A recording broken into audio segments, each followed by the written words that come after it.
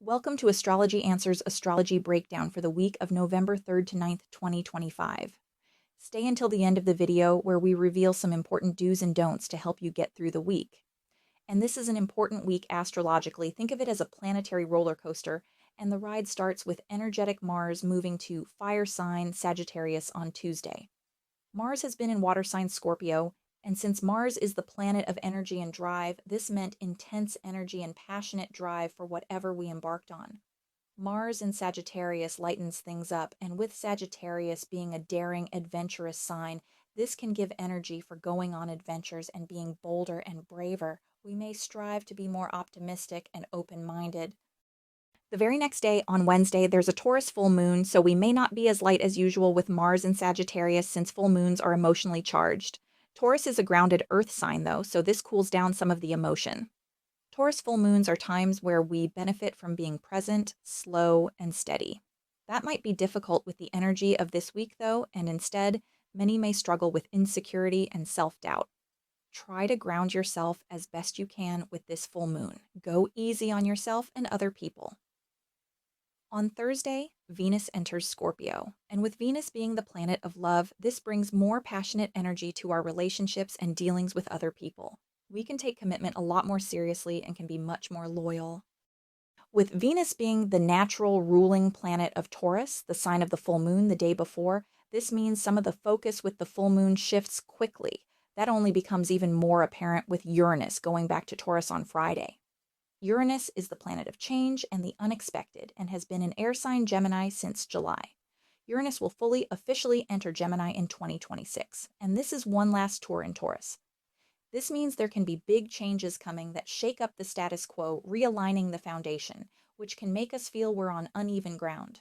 This is primarily focused on areas where we've resisted the change over the last decade or so that Uranus was in Taurus, and Uranus decides to go in for one last push. Along with the Taurus full moon, we've got ruler Venus moving to Scorpio, which opposes Taurus. What is shaken up might have to do with forces that feel outside of our control, almost like other people are forcing it on us. But in reality, if we're willing to be bold and brave with Mars, we can find new footing and go forward. It's all about not resisting the change and going with it. If you can do that, you can end up in a great place leading to the next chapter of your life. The week comes to a close with Mercury retrograde kicking off on Sunday in Sagittarius, and this means Mercury is going to appear to move backward through the zodiac for almost 3 weeks. It starts in Sagittarius, so if we are bold and brave with Mars, it might be in a different way from usual with Mercury retrograde. Mercury retrograde wants second chances, and the emotions of the full moon can act as fuel for that. Overall, Mercury retrograde in Sagittarius can be a great time for learning something over again, teaching something again, or flexing expertise. Just make sure you're not over the top or snobby about it. This can also be a great time for revisiting places you've been to before. So, there's a lot to get through over the next week. Be smart, be wise, and be open. Take advantage of the bold energy, the second chance energy, and the opportunities to ground yourself and go with change. Now let's cover some do's and don'ts for each day of this week.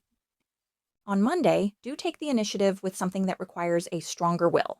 With the moon in Aries ruled by Mars and Mars at the very end of Scorpio for Monday, this needs something positive and productive to be channeled into. Do engage in physical activities, especially as an outlet for frustration, but also be careful of overextending since injuries can be more common. Don't have heated conversations on Monday.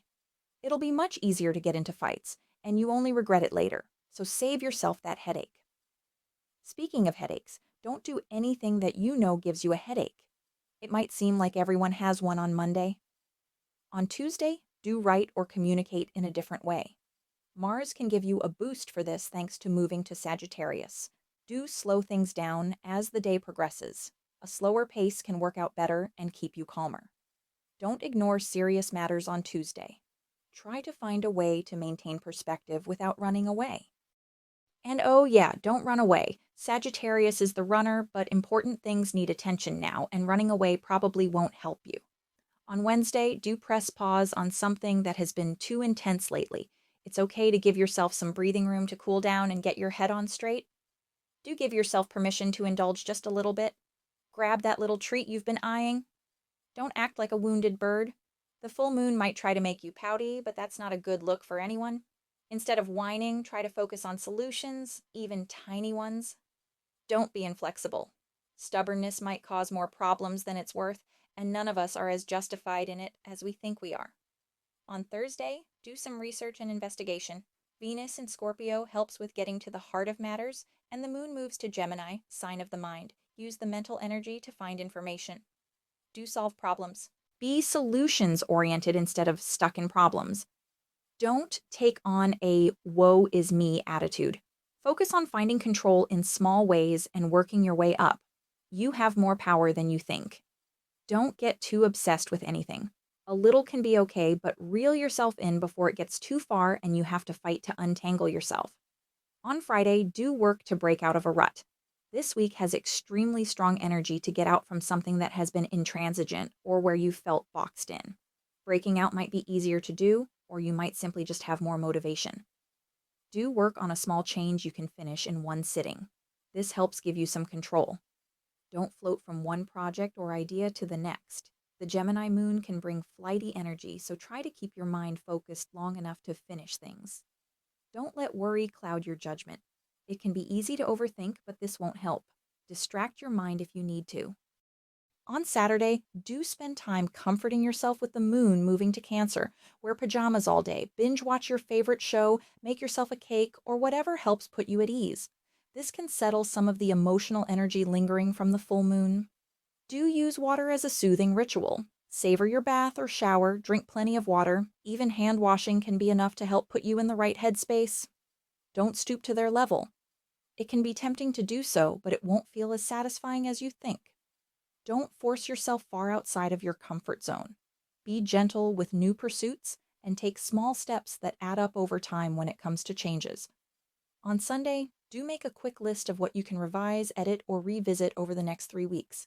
These can be small things, and they might even be things that you've been putting off for a long while. The next few weeks can be your chance to finally get them out of the way. Do change your perspective on something. It might lead to a shift, and that shift might be temporary, but can unlock something that has been wrapped up tight. Don't commit to anything long-term. The energy of this period is one for short-term focuses of days, weeks, or a few months, but not years. Don't push other people. You may think you're right, and you may very well be right, but yelling and being pushy won't work and only drives them further away. Get creative in making your point. And that's a wrap on your week. Take notes, revisit this video to help you out, and get ready for a wild ride.